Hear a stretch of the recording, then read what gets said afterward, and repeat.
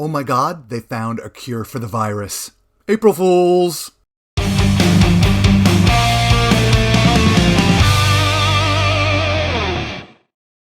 everybody, welcome back to the channel. This morning, I want to go over a few things. I pulled a few videos off of YouTube that I want to share with you. The first one was from 5 years ago. It's absolutely, it's mind-blowing to watch something that was created 5 years ago, predicting what is happening now, and that we could have stopped this before it ever happened. So please enjoy this video, and then we'll follow up after. When I was a kid, the disaster we worried about most was a nuclear war. That's why we had a barrel like this down in our basement, filled with cans of food and water. When the nuclear attack came, we were supposed to go downstairs, hunker down, and eat out of that barrel. Today, the greatest risk of global catastrophe doesn't look like this. Instead, it looks like this. If anything kills over 10 million people in the next few decades, it's most likely to be a highly infectious virus rather than a war. Not missiles, but microbes. Now, part of the reason for this is that we have invested a huge amount in nuclear deterrence, but we've actually invested very little in a system to stop an epidemic. We're not ready for the next epidemic. Let's look at Ebola. I'm sure all of you read about it in the newspaper. Lots of tough challenges. I followed it carefully through the case analysis tools we use to track polio eradication. And as you look at what went on, the problem wasn't that there was a system that didn't work well enough. The problem was that we didn't have a system at all. In fact, there are some pretty obvious key missing pieces. We didn't have a group of epidemiologists ready to go who would have gone, seen what the disease was, see how far it had spread. The case reports came in on paper. It was very delayed before they were put online, and they were extremely inaccurate. We didn't have a medical team ready to go. We didn't have a way of preparing people. Now, Médecins Sans Frontières did a great job orchestrating volunteers, but even so, we were far slower than we should have been getting the thousands of workers into these countries. And a large epidemic would require us to have hundreds of thousands of workers. There was no one there to look at treatment approaches, no one to look at the diagnostics, no one to figure out what tools should be used. As an example, we could have taken the blood of survivors, processed it, and put that plasma back in people to protect them. But that was never tried. So there was a lot that was missing, and these things are really a global failure. The WHO is funded to monitor epidemics, but not to do these things I talked about. Now in the movies, it's quite different. There's a group of handsome epidemiologists ready to go.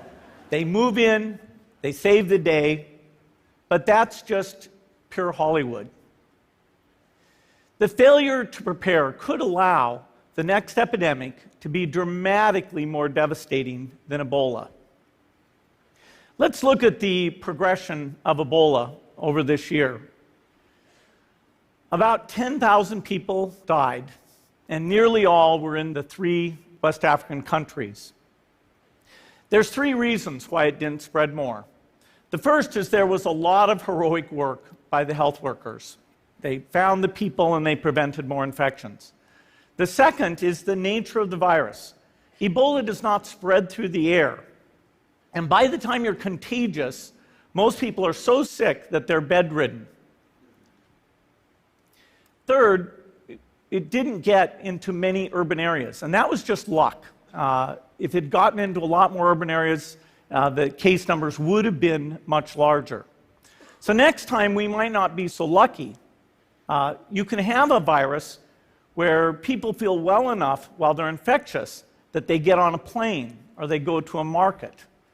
The source of the virus could be a natural epidemic like Ebola, or it could be bioterrorism. And so there are things that would literally make things 1,000 times worse. In fact, let's look at a model of a virus spread through the air like the Spanish flu back in 1918. So here's what would happen. It would spread throughout the world very, very quickly.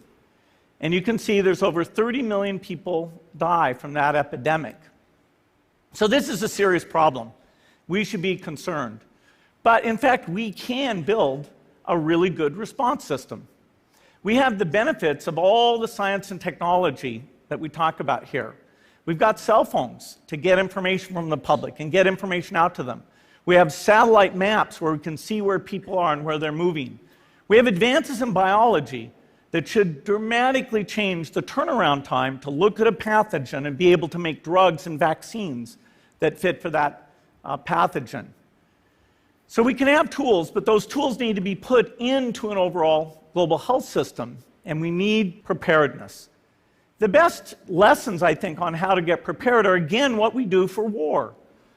For soldiers, we have full-time waiting to go. We have reserves that can scale us up to large numbers. NATO has a mobile unit that can deploy very rapidly. NATO does a lot of war games to check, are people well-trained? Do they understand about fuel and logistics and the same radio frequencies? So they are absolutely ready to go. So those are the kinds of things we need to deal with an epidemic. What are the key pieces? First is we need strong health systems in poor countries. That's where mothers can give birth safely, kids can get all their vaccines, but also where we'll see the outbreak very early on. We need a medical reserve corps, lots of people who've got the training and background who are ready to go with the expertise. And then we need to pair those medical people with the military, taking advantage of the military's ability to move fast, do logistics, and secure areas. We need to do simulations, germ games, not war games, so that we see where the holes are. The last time a germ game was done in the United States was back in 2001, and it didn't go so well. So far, the score is germs 1, people 0. Finally, we need lots of advanced R&D in areas of vaccines and diagnostics. There are some big breakthroughs, like adeno-associated virus, that could work very, very quickly. Now, I don't have an exact budget for what this would cost, but I'm quite sure it's very modest compared to the potential harm. The World Bank estimates that if we have a worldwide flu epidemic, global wealth will go down by over $3 trillion, and we'd have millions and millions of deaths. These investments offer significant benefits beyond just being ready for the epidemic. The primary health care, the R&D, those things would reduce global health equity and make the world more just as well as more safe. So I think this should absolutely be a priority. There's no need to panic. We don't have to hoard cans of spaghetti or go down into the basement. But we need to get going because time is not on our side. In fact, if there's one positive thing that can come out of the Ebola epidemic, it's that it can serve as an early warning, a wake-up call to get ready. If we start now, we can be ready for the next epidemic. Thank you. Now, this next one's kind of cool. It's from a British citizen who's currently in China. I'm not sure exactly if he's a journalist or not, but anyway, he has an interesting report and exactly how they went about containing the virus. I think it's absolutely brilliant. And, you know, we have to use everything at our disposal during epidemics like this, you know, to figure out how to get, you know, the grasp of it. So I hope you find this as interesting as I did. I left Britain about a month and a half ago to get to Hubei province in China, and at the time I thought this was a really stupid decision. So I did not expect the situation that we're in now, that actually Wuhan is safer than Britain. How has China taken control of this crisis? Well, I've been living in Shanghai with Wu Ming for the last 3 weeks. I want to show you a bit of an insight into life here in China at the moment. And in particular, 3 things the Chinese government have done to control the crisis that I think would be pretty hard in Britain. It's not all sunshine and daffodils. I'll talk a bit about the darker side at the end of the video. The Chinese government collect an immense amount of data about their citizens, and they're using it in novel ways to tackle the coronavirus. Every time Wu Ming and I want to leave the apartment complex, she's got to scan her face, and those images, as well as the images from all the CCTV cameras in China, of which there are about 200 million, are fed into a central database and then analysed using machine learning. So it means basically if you're in sight of a camera, with about 5 on this crossroads, then it's likely that the Chinese government have analysed your face and know where you are. Another big source of data is the WeChat app. You might have heard of it. So that's WeChat. It's social media and your debit card all rolled into one super app, which is really convenient, but obviously also tracks. So the state know where you are, what you've bought and what you're saying to friends. That's just the status quo, and the Chinese people generally know about this. The images you see are actually from the state media. But they're using this data to try the highest tech epidemic control ever attempted. So if you get ill in China and you go to a hospital, the hospital will register with the authorities, and the authorities will pull your name down from this big database. And they have an algorithm that will be able to tell you all the different places that you've been in the last 14 days and all the people that you might have been in contact with. So the bread that you bought with the WeChat app, the baker now will be notified that they have to self-quarantine for 14 days. And the people that you were next to on the flight, they now have to self-quarantine for the next 14 days. Every single citizen has a code, red, amber or green. I guess you are yellow. Why? Why? Because you come to Shanghai, not have 14 days. I'm a green. Safe. But if I'm yellow, shouldn't you be yellow? No, just you are yellow. Maybe next week you are green. Good. Some city only green. You can drive car on the road. If you the other colors, you can't drive on the road. Yes. This does seem to be working because you can identify and contain hotspots before they get out of control. And it means that people can continue working if they're not at a risk of contamination, and then self-isolate if they are. We're in Shanghai, which is about 500 kilometers away from Wuhan, and the city's been locked down for months now. I mean, it's beginning to come back to life a bit.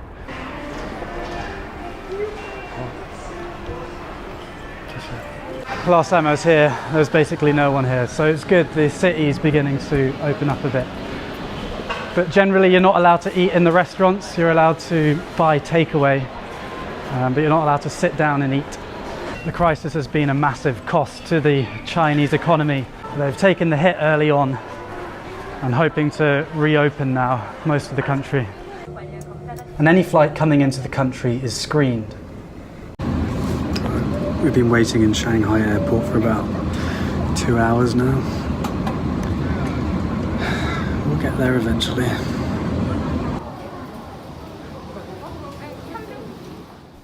Compare that to Britain, where many flights left Italy, the centre of the European outbreak. On arrival, not even temperatures were taken. Controls were even tighter in Wuhan and Hubei, where you basically weren't allowed to leave the house. And you could only drive with a special permit. It's been the most aggressive disease control attempt ever in history. And it does seem to be working, because if people stay at home, the only people they can infect are their families, and then the transmission of the virus stops. So complete lockdown, tracing those with the virus with big data, and the glue that holds it all together is the intense promotion of social solidarity. The government have framed this as a people's war against the virus. There does seem to be a coming together of China. For example, 20,000 medical workers flew into Wuhan to help with the crisis. There's moving images of the doctors, both male and female, having their hair cut because supposedly there isn't time to shower.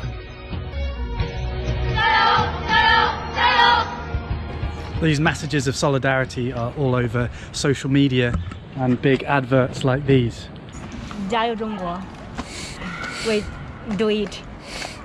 Overcoming the epidemic requires collective action and personal sacrifice, like not panic buying and staying at home when you're told to. And the Chinese state has tools like these, screens in every public space, as well as controlling social media. And that has meant that the Chinese populace has complied with the requirements to control the virus, and not only comply but feel proud about it, at least on the whole.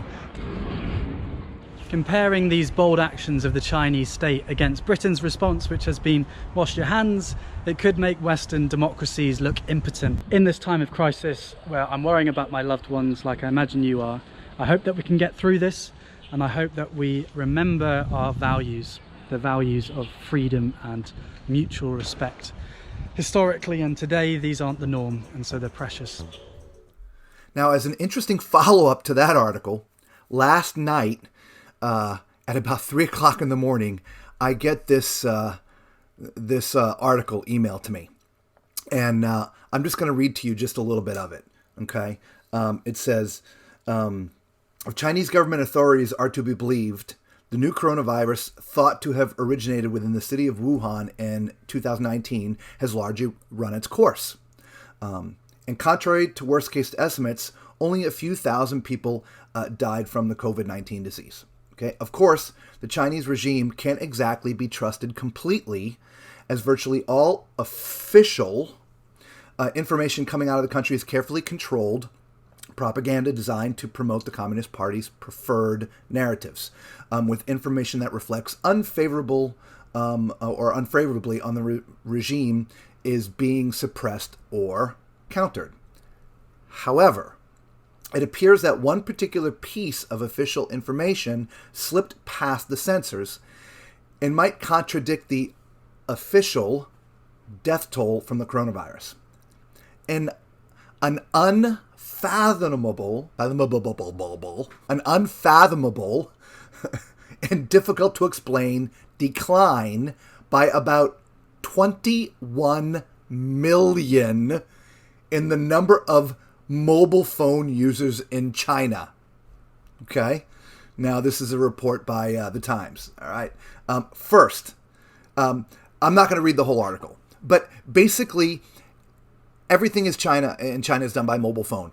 You saw that in the previous piece that I put here in this video for you guys, right? And so everything is tied to their cell phones, and their cell phone usage numbers, this or that, are reported on a quarterly basis. And so they know how many cell phone accounts are being added, how many are being deleted or whatever. And so there's absolutely no explainable reason that there's all of a sudden 21 million less mobile users. Does that make any sense? Now, the article gives a few reasons. If you want, I have a link down in the description if you want to read the whole article. And, they talk about, well, there's people out of work, so maybe they've, gotten rid of some extra phones and some things like that. So there's a few explanations to get rid of some of the numbers.